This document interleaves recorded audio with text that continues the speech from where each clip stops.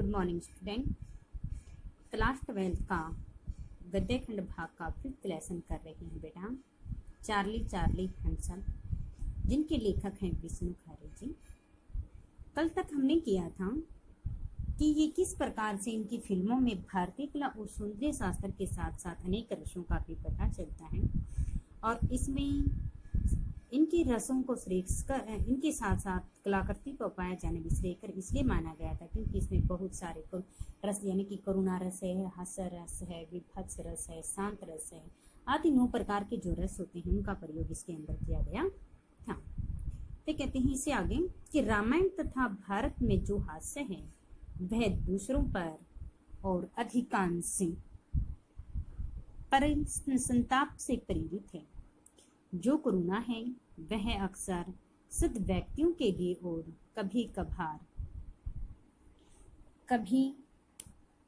कभार कष्टों के लिए है, यानी कि कभी कभी अच्छे व्यक्तियों के लिए और कभी कभार क्या है, दुष्ट व्यक्तियों के लिए। संस्कृत नाटकों में जो विदूषक है वह राज व्यक्तियों से कुछ बदतमीजी आशय करता है, किंतु करुणा और हास्य का सामंजस्य भी उसमें नहीं है। उसने अपने ऊपर हंसने या तथा दूसरों में भी वैसा ही मादा पैदा करने की शक्ति भारतीय विदूषक में कुछ कम नजर नहीं आती। ये हमारा गद्यांश है। ये संस्कृत नाटकों में जो विदूषक है यहाँ से लेकर यहाँ तक। सबसे पहले हम इसका प्रसंग लेते हैं। प्रस्तुत पद्यांश हमारी हिंदी की पाठ्य पुस्तक आरोप भाग 2 में संकलित चार्ली चैप्लिन यानी कि हम सब नामक पाठ से ली गई हैं। इनमें इनके लेखक विष्णु खरे हैं। उन्होंने इन पंक्तियों के अंदर किस चीज का वर्णन किया है वो बताया गया है कि चार्ली चैप्लिन की कला में करुणा और हास्य के सामंजस्य को उसकी कला की सर्वश्रेष्ठ जो विशेषता बताई गई है उसका वर्णन करते हुए कहा है कि संस्कृत नाटकों में, यानी कि इनके लेखक ने क्या कहा कि भारतीय साहित्य के संस्कृत नाटकों में जो हास्य कलाकारों के रूप में विदूषक होते हैं, क्या है कि भारतीय साहित्य और कला की सर्वश्रेष्ठता को बताया कि भारतीय साहित्य के संस्कृत नाटकों में हास्य कलाकारों के रूप में जो विदूषक होते हैं, विदूषक यानी कि विद्वान जो होते हैं जो राज्य से संबंधित राज व्यक्तियों पर व्यंग्य करते हैं, जो अपने राज्य से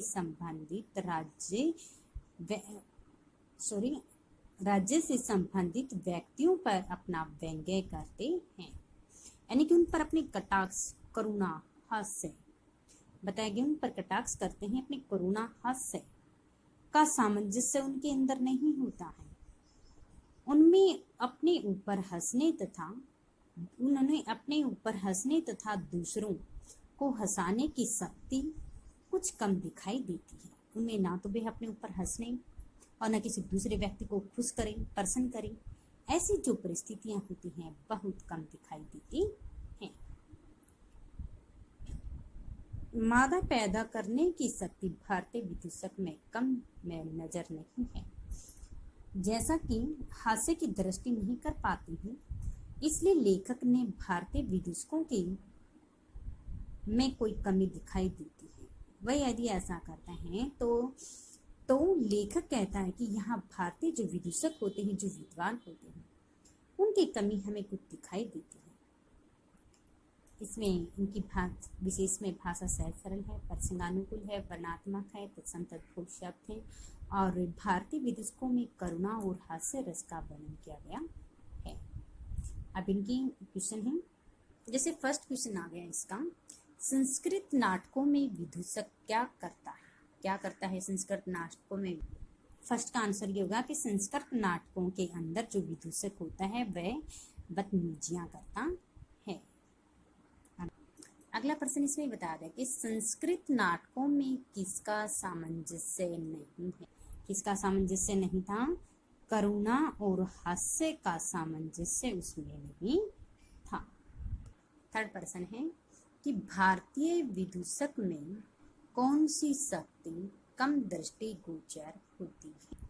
कौन सी होती थी? उसने बताया था कि अपने ऊपर हंसना और दूसरों में भी वैसा ही मादा हंसाना और दूसरों में वैसा ही मादा करने की शक्ति भी उनमें कम दृष्टिगोचर नहीं थी। आगे है, इसलिए भारत में चैप्लिन के इतने व्यापक स्वीकार का एक अलग सौंदर्य शास्त्रीय तो है का महत्व तो है। भारतीय जनमानस पर उसने जो प्रभाव डाला होगा उसका पर्याप्त मूल्यांकन अभी होने को है। हास्य कब करुणा में बदल जाएगा और करुणा कब हास्य में परिवर्तित हो जाएगी, इससे पारंपरिक और सैद्धांतिक रूप से अपरिचित भारतीय जनता ने उस पर अपना एक फिनोमेन को यूं ही स्वीकार किया जैसे बत्तख पानी को स्वीकारती है। किसी विदेशी के कला सिद्धांत को इतने स्वाभाविक रूप से पचाने से अलग ही पर्सन खड़े होते हैं। भी कोई विदेशी चीज हो कि हम उनके सिद्धांतों को, उनकी आदतों को, उनकी भाषाओं को यदि अपनाते हैं तो वे कहते हैं कि स्वाभाविक रूप से पचने से अलग होती है। पर्सन खड़े होते हैं और अंततः ही तरह की कला की सार्वजनिकता को ही रेखांकित करते हैं। आगे हैं, किसी भी समाज में इन्हें गिने लोगों को अमिताभ बच्चन या दिलीप कुमार कहकर ताना दिया जाता है। वह कहते कि इनके अंदर यानी कि व्यक्तियों कौन सी जो फिल्म करना शुरू किया था अमिताभ बच्चन और दिलीप कुमार है इन्होंने, लेकिन किसी भी व्यक्ति को परिस्थितियों और औचित्य देखते हुए चार्ली या जॉनी वॉकर कह दिया जाता है। यह स्वयं एक स्वीकारोक्ति है कि हमारे बीच नायक ईश्वर, जबकि हर व्यक्ति दूसरे को कभी न कभी विदूषक समझता है। विदूषक यानी कि वह कहते हैं कि हर व्यक्ति कभी न कभी एक दूसरे व्यक्ति को क्या करता है, अपना विदूषक समझता है, विद्वान समझता है। दरअसल मनुष्य स्वयं ईश्वर या नियति का विदूषक, क्लाउन, जोकर या साइडकिक है। यह एक कारण नहीं है कि महात्मा गांधी से चार्ली चैप्लिन का खासा कुछ था और गांधी तथा नेहरू दोनों ने कभी एक सान्निध्य भी चाहा था। यानी चार्ली का जो कौन के साथ खास वगैरह चाहा था कि चार्ली गांधी और नेहरू के साथ दोनों ने अपना सान्निध्य भी चाहा था। चार्ली के नितांत भारतीय सौंदर्य शास्त्र की एक व्यापक स्वीकृति को समझकर राज कपूर ने भी भारतीय फिल्मों का सबसे साहसिक प्रयोग किया कि जिस प्रकार से कि चार्ली की जो फिल्में होती हैं जिसके देखकर से भी लोग बहुत ज़्यादा खुश व प्रसन्न होते हैं, उस प्रकार राज कपूर ने भी क्या किया था, अपनी फिल्मों के अंदर चार्ली की जो भाषा उसकी तरह प्रयोग करना किया था। उसने फिर फिल्म निकाली थी आवारा सिर्फ दी एप का ट्रेम्प का शब्दानुवाद ही नहीं किया बल्कि चार्ली का भारतीयकरण ही था। वह अच्छा ही था कि राज कपूर ने चार्ली चैप्लिन की नकल करने के आरोप की परवाह नहीं की। चार्ली चैप्लिन यानी कि राजकुमार ने अपनी आवारा जो फिल्म निकाली थी उस आवारा फिल्म में चार्ली की तरह नकल की थी कि जिस प्रकार से जो शब्दों का प्रयोग चार्ली करता था वह भी वैसे शब्दों का प्रयोग करने लगा ताकि मेरी फिल्म भी प्रसिद्ध हो जाए और मेरी फिल्म को देखकर बेसब्री लोग हंसने लगे। राज कपूर के आवारा और श्री 420 के पहले फिल्मी नायकों पर हंसने के और स्वयं नायकों के अपने पर हंसने की परंपरा नहीं थी। 1953 से 57 के बीच में जब चार्ली अपनी गैर प्रेमनुमा अंतिम फिल्में बना रहे थे, तब राज कपूर चैप्लिन का युवा अवतार ले रहे थे। फिर तो दिलीप कुमार, बाबुल, सन्नम, कोहिनूर, लीडर, गोपी आदि सभी नानंद यानी कि 9, 2, 11 है, तीन देवियां, शंपू कपूर, अमिताभ बच्चन, अमर आदि ने श्रीदेवी तक किसी न किसी रूप से चैप्लिन का कर्ज स्वीकार कर चुके थे। बुढ़ापे में जब अर्जुन अपने दिवंगत मित्र कृष्ण की पत्नियों को डाकुओं से न बचा सके, तो हवा में तीर चलाते समय यह दृश्य करुण और हास्य उत्पादक दोनों का है, दुख का भी है और सुख का, दोनों तरह इसका माना गया है कि महाभारत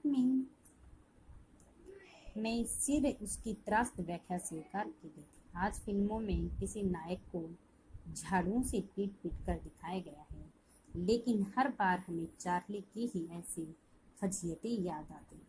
वह कहते कि इन फिल्मों के अंदर यानी कि कभी एक नायक को झाड़ुओं से बहुत पिटाई उसकी की जा रही है, ऐसा दृश्य भी हमें अपनी फिल्म के अंदर दिखाया गया है।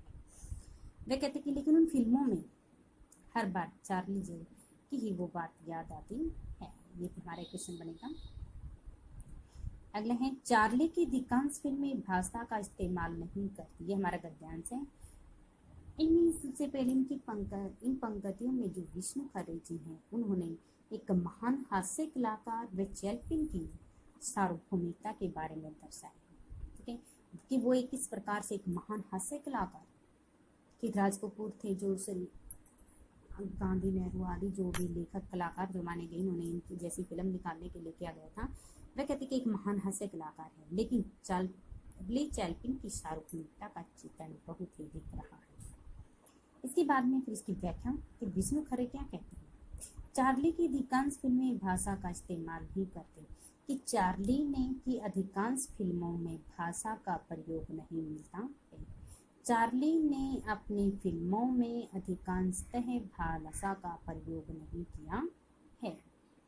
उन्हें ज्यादा से ज्यादा मानवीय होना पड़ा, इसलिए उन्हें अधिक से अधिक क्या होना पड़ा, मानवीय होना पड़ा। कि सिनेमा इतिहास में वाणी से युक्त पर्दे पर हर प्रकार के जो हास्य बड़े बड़े हास्य कलाकार भी हैं वो दिखाई गए हैं। सवा चित्रपट पर कई बड़े बड़े कॉमेडी फिल्म हैं, यानी कि चित्रपट यानी कि पर्दे पर हर बड़े बड़े कलाकार हास्य कलाकार भी हुए हैं उनकी फिल्मों के अंदर, लेकिन उसमें से कोई भी चार्ली चैप्लिन की सार्वभौमिकता तक क्यों नहीं पहुंच सका, क्योंकि चार्ली ने अपनी फिल्मों के अंदर किसी भी भाषा का प्रयोग नहीं किया है। इसे जो आम जो लोग होते हैं, साधारण जो लोग होते हैं गांव में, सभी व्यक्ति उसकी भाषा को, उस फिल्म को अच्छी प्रकार से समझने लग जाते, इसलिए वो क्या करते थे।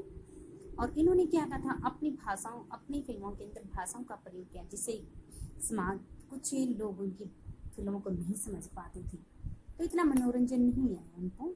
तो वे कहता कि उन्होंने तो क्या किया, बड़े बड़े पर्दे पर बड़े बड़े हास्य कलाकार भी हैं, लेकिन चार्ली जितनी सार्वभौमिकता तक कोई नहीं पहुंच पाया, वहां तक कोई व्यक्ति नहीं पहुंच पाएगा। इसकी पड़ताल अभी होने को है कि इसकी जांच अभी होने वाली है। आप कहते कि चार्ली, ऐसा तो नहीं कि चार्ली की सार्वभौमिकता तक नहीं पहुंच पाई, लेकिन वह कहता कि अभी इसकी क्या है, जांच होनी है। नहीं पहुंच पाए, अभी होने को है। चार्ली का चिर युवा होना और बच्चों जैसा दिखना एक विशेषता तो है।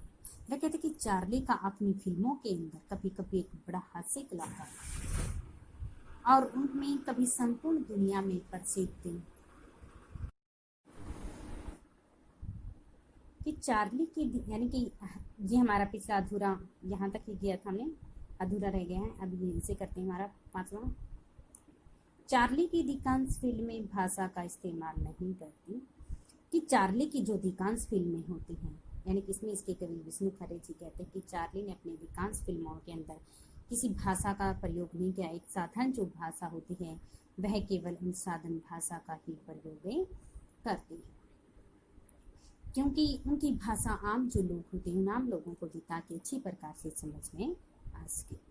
उन्हें ज्यादा से ज्यादा मानवीय होना, इसलिए उन्हें अधिक से अधिक मानवीय होना पड़ा कि सिनेमा इतिहास में स्वाब चित्रपट पर कई बड़े बड़े कामयाब भी हुए हैं कि अधिक होना पड़ा सिनेमा इतिहास में, इसलिए उन्हें अधिक से अधिक मानवीय होना पड़ा। सिनेमा इतिहास में वाणी से युक्त बड़े बड़े पर्दे पर अहम प्रकार के हास्य कलाकार हुए, लेकिन चार्ली की तरह कोई भी व्यक्ति सार्वभौमिकता प्राप्त नहीं कर सका, वहां तक वो नहीं पहुंच सका, सार्वभौमिकता प्राप्त नहीं कर सका। इनकी पड़ताल अभी होने को है, यानी कि इसकी जांच पड़ताल अभी नहीं हुई है कि क्या कोई व्यक्ति कोई जो हास्य राज कपूर ने जिन्होंने आवारा वगैरह फिल्म निकाली थी, ऐसे बड़े बड़े जो महान कलाकार हैं, क्या ये बाबुल कोहिनूर आदि जो दिलीप कुमार आदि जो ये कलाकार हैं, क्या ये वहां तक पहुंच चुके हैं? इसके भी जांच पड़ताल अच्छी प्रकार से नहीं है। यानी कि लेखक इसमें क्या कहना चाहता है कि सिनेमा के बड़े पर्दे पर बहुत बड़े बड़े महान हास्य कलाकार भी आए। वे चार्ली भी महान कलाकार थे, उनकी महत्वपूर्ण विशेषता थी। लेकिन चार्ली एक महान कलाकार कैसे थे? उनकी एक महत्वपूर्ण विशेषता क्या मानी जाती है कि चार्ली चार्ली चिर युवा होना और बच्चों जैसा दिखना उसकी सबसे महत्वपूर्ण कि चार्ली वे महान कलाकार हैं। उनकी महत्वपूर्ण विशेषता है कि वे चिरकाल से तक युवा और बच्चों जैसा दिखते हैं, जवान और कभी बच्चों जैसा वो दिखाई देने लगते हैं। ये सबसे उनकी बड़ी विशेषता मानी गई है चार्ली की। इसके साथ उनकी बड़ी विशेषता यह है कि वे किसी भी संस्कृति को विदेशी नहीं लगते। और दूसरी क्या है कि सबसे बड़ी विशेषता और ये भी है कि चार्ली किसी भी तरह संस्कृति की तरफ विदेशी नहीं लगते, कि चार्ली की महानता को देख करके प्रत्येक संस्कृति ही अपना सा लेती है, अपना सा मानती है, हर प्रकार की संस्कृति। कभी ये नहीं लगता कोई कि नहीं ये पता नहीं क्या बोल रहे हैं, कौन सी विदेशी भाषा का ये प्रयोग है, ऐसी कोई चीज उसमें नहीं लगती। वे संसार को किसी भी संस्कृति को विदेशी नहीं लगते हैं। कौन? कभी जवान, कभी छोटे, कभी कैसी बोलते, कभी कैसी। वह कहते हैं उनकी ऐसी संस्कृति कभी किसी को विदेशी तक लगती ही नहीं। इसके बाद में इसके कुछ नाम करें। चार्ली को मानवीय होना क्यों पड़ा? कि चार्ली को अधिकांश फिल्में भाषा का इस्तेमाल नहीं करती, इसलिए मानवीय नहीं होना पड़ा। अधिकांश फिल्में भाषा का प्रयोग नहीं करती है क्योंकि उनकी एक साधारण सी आमतौर जो खड़ी बोली जिसका हम करते हैं केवल उनकी भाषा, उनकी फिल्मों के अंदर ऐसी ही भाषा का प्रयोग मिलता है। अगला है कि चार्ली की सर्वोत्तम विशेषता क्या है? चार्ली की सर्वोत्तम विशेषता क्या थी? वे किसी भी संस्कृति से विदेशी नहीं लगते। चार्ली की सर्वोत्तम विशेषता यह है कि वे किसी भी संस्कृति से विदेशी नहीं लगते हैं। अगला था कि बड़े बड़े कॉमेडियन चैंपियन की सार्वभौमिकता तक क्यों नहीं पहुंच पाए होंगे? कि बड़े बड़े कॉमेडियन चार्ली की सार्वभौमिकता तक इसलिए नहीं पहुंच पाए कि बड़े बड़े जो कॉमेडियन होते हैं, यानी कि जो बड़े बड़े कलाकार होते हैं, वे उसकी सार्वभौमिकता तक इसलिए नहीं पहुंच पाए क्योंकि चार्ली में वे सभी गुण नहीं होंगे, क्योंकि उनमें वे सभी गुण नहीं हैं जो चार्ली के अंदर थे, क्योंकि वो तो अपनी फिल्मों के अंदर मानवीय रूप होगा और न वैसा कलाकार उनके अंदर बन सकता है। ऐसा मानवीय व्यक्ति, ऐसे अच्छे गुण किसी के अंदर नहीं मिल सकते। अगला था कि आज तक किसकी पड़ताल नहीं की गई है? कि लेखक ने किसकी पड़ताल आज तक नहीं की गई है? कि चार्ली बड़े बड़े जो कॉमेडियन होते हैं, बताया कि बड़े बड़े जो कॉमेडियन वे थे जो चार्ली की सार्वभौमिकता तक नहीं पहुंच पाए, उनकी जांच पड़ताल क्यों होती है? उनकी जांच पड़ताल अभी नहीं हुई है। क्या आज तक उनकी जांच पर बड़े बड़े जो कॉमेडियन होते हैं, जो चित्रपट होते हैं, वे बड़े बड़े पर्दे पर उनकी तस्वीरें वगैरह आती दिखाई गई होती हैं, वे कलाकार भी आज तक उनकी सार्वभौमिकता तक नहीं पहुंच पाए हैं। अगला कि आज तक चार्ली की कौन कौन सी विशेषताएं हैं? विशेषताएं क्या थी? कि चार्ली एक तो क्या थी? चिर युवा थी। फिर क्या थी? वे बच्चों जैसे भी दिखाई देते थे। फिर वे किसी संस्कृति से क्या थे? विदेशी भी नहीं लगते थे। ठीक है, ये उसकी विशेषताएं माने थे कि चिर युवा थे और दूसरा बच्चों जैसे दिखाई देते थे देश रस में संस्कृति से वो कभी किसी संस्कृति से विदेशी नहीं लगते थे। ये किसकी है? चार्ली की ही। अब देखो इसमें से हमारा जो प्रश्न बना है, हमने जो पढ़ा था उसमें से अभी इसमें ज्यादा कि किन दो महान भारतीयों ने चार्ली का सानिध्य चाहा था। जैसे जब पढ़ा था बताया गया था किसका कहा था, एक तो गांधी जी और दूसरा क्या था, यानी कि नेहरू जी। ठीक है, ये नेहरू जी, गांधी और नेहरू इन दोनों का चार्ली ने सानिध्य चाहा था। ठीक है, एक क्वेश्चन हमारा ये हो गया है। अगला प्रश्न हमारा ये भी बना गया था कि चार्ली से प्रभावित होकर सबसे पहले किस भारतीय अभिनेता ने कौन सी फिल्म बनाई, फिल्मों की इनमें विशेषता बताई गई थी।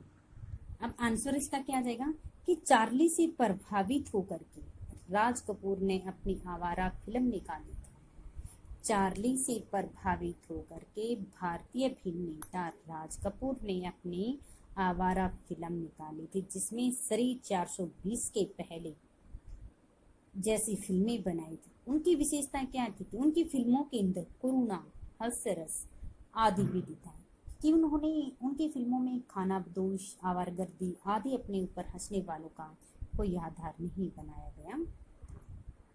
एक वही बता दिया कि राज कपूर ने अपनी आवारा में 420 जैसी फिल्में बनाई थी, जिनकी विशेषता थी कि इनमें करुणा, हास्य, रस, समन्वित का प्रयोग खानाबदोश व आवारगर्दी करने वालों में नहीं मिलता है। अगला प्रश्न बन जाता कि राज कपूर के अतिरिक्त किन भारतीय अभिनेताओं ने चार्ली का अनुकरण काम किया। अब देखो उसके बाद में किस किसने किया था, राज कपूर ने किया था पहले तो आवारा फिल्म जो निकाली थी। इस राज कपूर के बाद में किसने किया था, दिलीप कुमार ने किया था उनकी फिल्मों के अंदर। देवे आनंद, बाबुल सिंह, कोहिनूर, लीडर, ठीक है, इन सभी के नाम, सनम, कोयलूर, गोपी, 9-2-11, 9-2-11, फ्रोंट्स, 3 देवियाँ, अम्बर अकबर, ठीक है, अमिताभ बच्चन, अम्बर अकबर आदि जो हैं, एंथनी, इन सभी ने, ठीक है, राज कपूर के बाद इन सभी ने भी फिल्मों के अंदर क्या किया था, चार्ली का अनुकरण किया था। एक प्रश्न ये बन गया है हमारा, यानी कि यहाँ से लेकर के और कहाँ तक हो गया है, श्रीदेवी, अमिताभ बच्चन आदि, एंथनी, यहाँ तक। ठीक है, वही है राज कपूर, दिलीप कुमार, देव आनंद, सम्मी, अमिताभ बच्चन। ठीक है, कि भारत बिना तो उनकी, ये तो हमने याद करने सभी। भारत में स्वयं पर हंसने के साथ प्राय कहाँ और कब देखने को आगे थी, यानी उनके आसपास जो भी चीजें अड़के, खलनायक, दुष्ट औरतें आदि रहती हैं, वे एक सत्य विदेश या परदेश बन जाता। मैं भी हो जाता हूँ, लेकिन मैं से ज्यादा चार्ली हम लगते हैं। यह संभव है कि कुछ अर्थों में बस्टर कीटन चार्ली चैप्लिन से बड़ी हास्य प्रतिभा हो, लेकिन कीटन हास्य का काफा जबकि चैप्लिन प्रेमचंद के ज्यादा नजदीक है। एक होली का त्योहार छोड़ दें। भारतीय परंपरा में व्यक्ति के अपने पर हंसने, स्वयं को जानते बूझते हास्यपद बना डालने की परंपरा नहीं के बराबर। वे कहते कि होली का त्योहार भी ऐसा है जिसमें लोग यानी कि क्या करते हैं, आपस में मिलजुल कर रहते हैं। बाकी कितने भी त्योहार वो क्या है, ना के बराबर छोड़कर बाकी वह कहते कि ना के बराबर लगते हैं। वह शायद नागर सभ्यता में तो नहीं थी। चैप्लिन का भारत में महत्व यह है कि वह अंग्रेजों जैसे व्यक्तियों को हंसने का अवसर देते। चार्ली स्वयं पर सबसे ज्यादा तब हंसता है जब वह स्वयं को गर्वान्वित, आत्मविश्वास में लबरेज, सफलता, सभ्यता, संस्कृति तथा समृद्धि की प्रतिमूर्ति, दूसरों से ज्यादा शक्तिशाली तथा श्रेष्ठ मानता है। अभी प्रश्न है कि चार्ली सबसे ज्यादा स्वयं पर कब हंसता था। अभी बताया गया था चार्ली सबसे ज्यादा स्वयं पर तब हंसता था जब, अभी भी पढ़ा था कि चार्ली स्वयं पर सबसे ज्यादा कब हंसता है, जब वह अपने आप को सबसे ज्यादा गर्व महसूस करने लगता था। अपने आप पर कब करता था, जब कोई भी उसकी जो फिल्म वगैरह बनाता था जिसे देखकर सभी लोग खुश हो जाते थे, उसकी फिल्म को देखना पसंद करते थे, उस समय वह अपने आप ही गर्व महसूस करने लगता था। आत्मविश्वास से लबरेज सफलता, सभ्यता, संस्कृति तथा समृद्धि की प्रतिमूर्ति, दूसरों से ज्यादा शक्तिशाली श्रेष्ठी, अपने वज्रादि कठोराणी अथवा मृत्युनाने को सुनतानी क्षण में वह दिखता है। इनकी देखो कि स्वयं पर कब हंसता था, जब अपने आप को गुरु की अनुमत मानता था और वह विश्वास में लबरेज हो जाता था, सफलता, सभ्यता, संस्कृति, समृद्धि प्रतिमूर्ति बनकर दूसरों पर। ठीक है, ये हमारा था चार्ली स्वयं पर सबसे ज्यादा कब हंसता था। प्रश्न हमारा क्या बन गया है कि चार्ली भारत में स्वयं पर हंसने के अवसर पर आई कहाँ और कब देखने को मिलते हैं। इसका आंसर जैसे ये हो गया कि भारत में एक होली के अवसर पर, होली के त्योहार पर आई हंसने के अवसर हमें क्या करते हैं, दिखाई देते हैं। एक होली का त्योहार ऐसा है जिस पर लोग हमें हंसते हुए दिखाई देते हैं। इस दिन वे स्वयं को महामूर्ख सिद्ध करने में भी प्रसन्नता का अनुभव करते हैं और आपस में गांव के लोक संस्कृति के उत्सव को गांव की लोक संस्कृति से तब तक शायद हो जब नागर सभ्यता नहीं होती है। ठीक है, कि होली के अवसर पर हंसना सबसे ज्यादा हंसते हुए दिखाई देते थे, क्योंकि उस दिन वे स्वयं को क्या करते थे, महामूर्ख सिद्ध करने में अपनी प्रसन्नता का अनुभव करते थे और लोक संस्कृति के उत्सव को अपने ऊपर हंसने देते थे। आगे हैं, तब ये समझे कि कुछ हुआ, यह सारी गरिमा सुई चुभे गुब्बारे जैसी खुश हो गई। अपने जीवन के अधिकांश हिस्सों में हम चार्ली के तेली ही होते हैं, जिसके रोमांच हमेशा पंक्चर होती रहती है। हमारे महानतम क्षणों में कोई भी चिढ़ाकर या लात मारकर, इन पंक्तियों में इनके लेखक जो विष्णु खरे जी हैं, उन्होंने भी इन पंक्तियों में क्या किया है कि चार्ली के प्रभाव का चित्रण किया है। ठीक है, इनमें चार्ली के प्रभाव का चित्रण किया गया है। फिर इसमें इसकी व्याख्या हमारी इस गद्यांश की, इसमें इसके लेखक विष्णु खरे जी क्या कहते हैं कि अपने जीवन के अधिकांश हिस्सों में हम सब चार्ली चैप्लिन के हमारे हो जाते हैं, जिसके रोमांस सदा कैसे होते हैं, पंक्चर होते हैं। चार्ली की कलाकारी का हमारे जीवन पर कई बार ऐसी प्रतिक्रिया व्यक्त करता हुआ दिखाई देता है कि ऐसे महान क्षणों में कई बार ऐसे होते हैं, ऐसे महान जो पल होते हैं, और महान पलों में भी क्या होता है, कोई भी व्यक्ति हमें चिढ़ाकर या लात मारकर क्या करता है, वो वहां से भाग जाता है। ऐसे दृश्य भी उसमें देखने को मिले। अपने चरमतम शूरवीर क्षणों में हम क्लेबे और पलायन के शिकार हो सकते हैं, कभी कभार लाचार होते हुए भी जीत भी सकते हैं। मूलते हैं हम सब चार्ली हैं, क्योंकि हमें सब, इसमें क्या कहा है कि लात मार कर भग जाते, कुछ ऐसे सनाते हैं हमारे अंदर चरमतम सीमा में एक शूरवीर के भाव पैदा हो जाते हैं।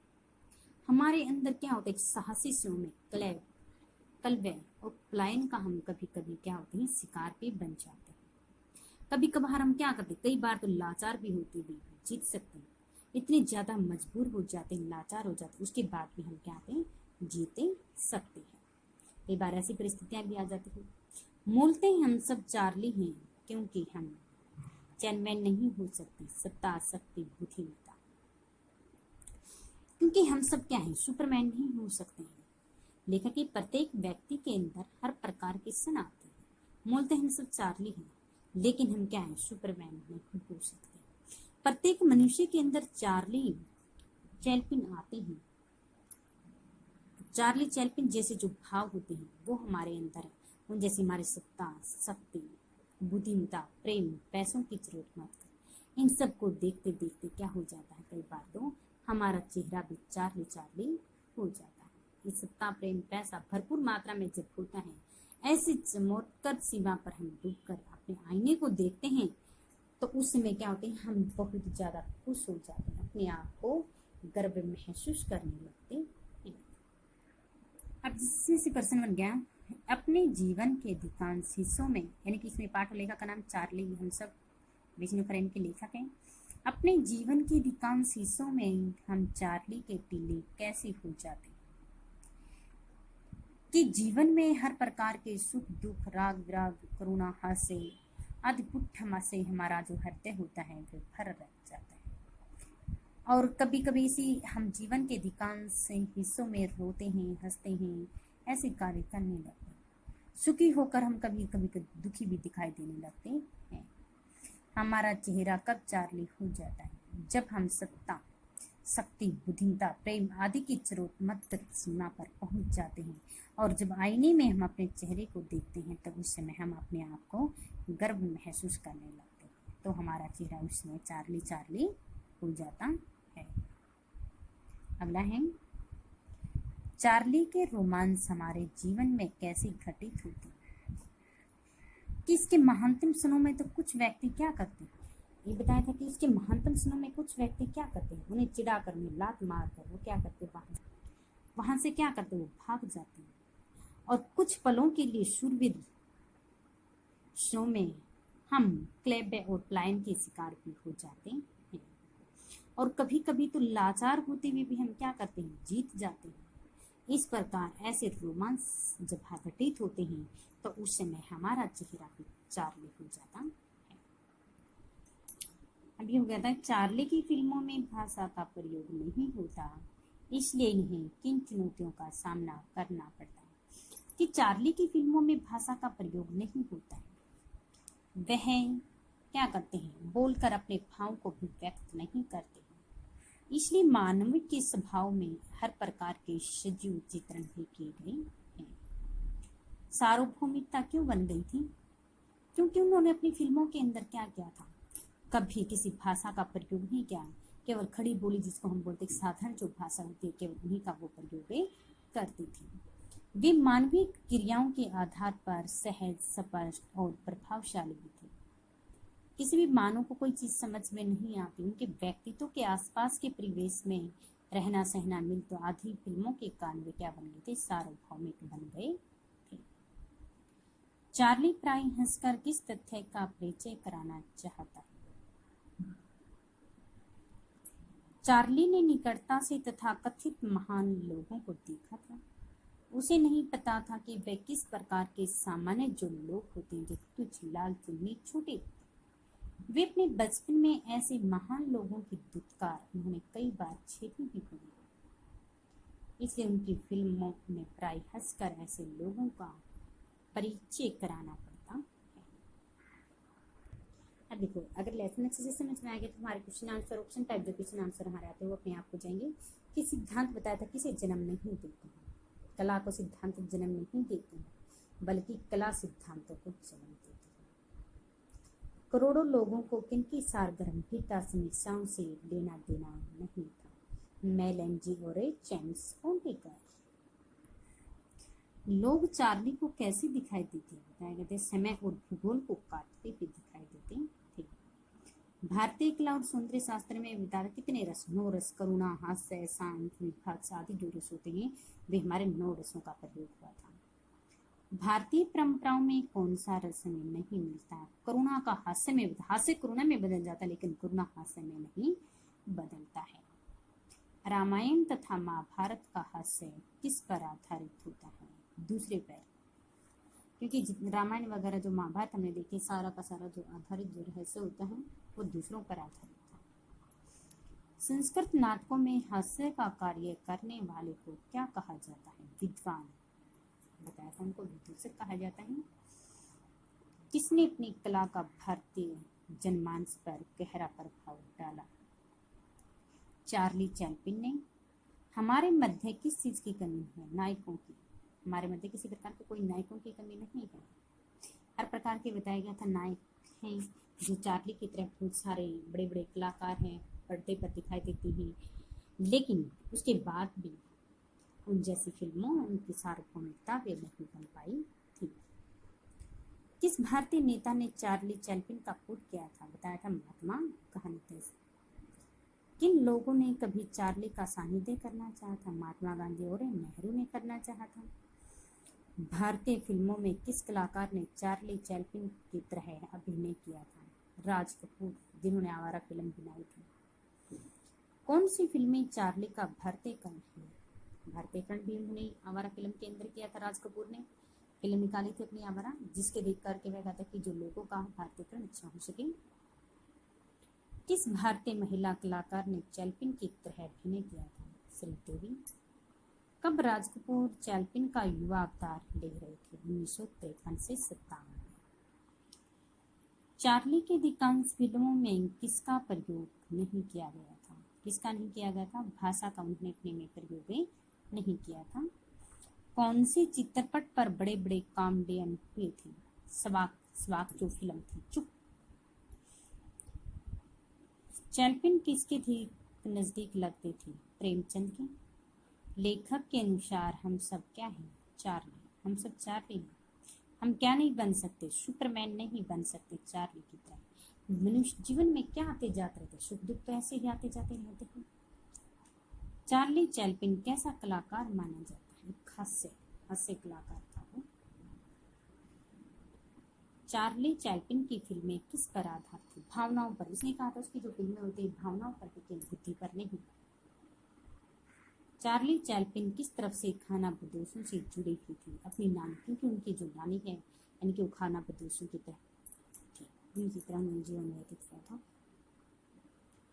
चार्ली चैप्लिन किस तरह से खाना बदोशों से बताया था नानी की तरह? चार्ली चैप्लिन को हमेशा एक बाहरी घुमंतु चरित्र किसने बना दिया था? उनकी जटिल परिस्थितियों में, क्योंकि उन्हें बहुत ज्यादा, जब उसके पिताजी ने उसकी माँ को छोड़ दिया था उसके बाद भी वह ने बहुत सारे संघर्षों का सामना करते हुए अपनी जीवन को आगे बढ़ाया था। चार्ली की अधिकांश फिल्में किसका इस्तेमाल नहीं करती हैं? भाषा का इस्तेमाल नहीं करते, अपने एक साधारण खड़ी बोली का प्रयोग करते हैं ताकि सभी लोग उनकी भाषा को देख करके समझ सकें। विष्णु खर्रे के अनुसार संस्कृत नाटकों में जो विदूषक है वह किससे बढ़ पूछा करता है? राज व्यक्तियों से। Making a living Charlie Chaplin की कौन सी फिल्म थी? पहली। चार्ली चैप्लिन ने अपनी फिल्मों में किन रसों का सम्मिश्रण किया है? करुण और हास्य रस का। सत्ता, शक्ति, बुद्धिमत्ता, प्रेम और पैसे के चमत्कृष पर हम आईना देखते हैं तो चेहरा हमारा कैसा हो जाता है? चार्ली चार्ली हो जाता है। जटिल परिस्थितियों ने चार्ली को हमेशा कैसे चरित्र बनाया? घुमंतु। जब चार्ली बीमार थे तो उनकी माँ ने उनके चरित्र को किसका तौर पर दर्शाया? ईसा मसीह का। यूरोप की जीसी किस देश से आई थी? भारत से। सैद्धांतिक रूप से अपरिचित भारतीय जनता ने उसे फिनोमेन की स्वीकार किया। यहाँ क्या था फिनोमेन? तथ्य है। ये हमारे ऑप्शन टाइप थी, ठीक है, बताया गया था। ये हमारे परीक्षा उपयोगी प्रश्न है। नहीं बेटे, जब हम लेसन को अच्छी प्रचार से पढ़ेंगे तो ये क्वेश्चन आंसर तो हमारे अपने आप ही याद हो जाएंगे। ये हमारे अभ्यास के हुए,